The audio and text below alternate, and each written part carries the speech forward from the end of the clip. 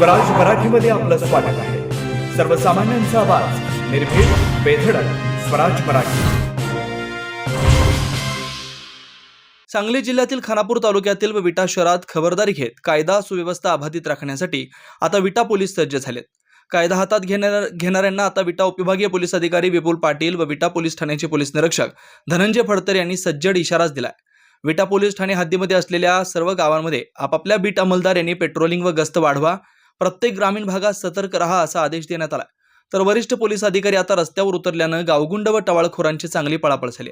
अचानक विटा शहरात गुरुवारी सायंकाळी 6:30च्या सुमारास विटा पोलीस प्रशासनाचा फौज फाट्यासह रूट मार्च विटा शहरात काढण्यात आला। हे सर्व वरिष्ठ पोलीस अधिकारी पोलीस निरीक्षक धनंजय फडतरे यांच्यासह सहाय्यक पोलीस निरीक्षक जालेंद्र पळे यांनी, वाहतूक नियंत्रण शाखेचे पोलीस निरीक्षक सचिन माळी, पोलीस उपनिरीक्षक विशाल येळेकर, पूजा येळेकर, जयश्री कांबळे मॅडम, ठवकेकर, काळेसाहेब, शेंडगेकर, कनसेसाहेब सह अंमलदार व गृहरक्षक दल, होमगार्ड सहभागी होते।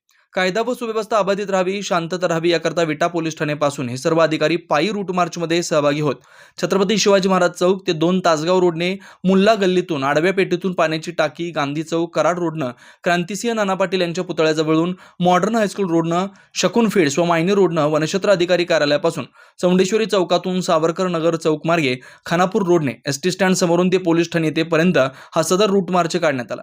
अचानक विटा पोलीस ठाणे गाडीचा सैराट वाजला आणि गावगुंडांची व रोड रोमियोंची धावपळ उडाली।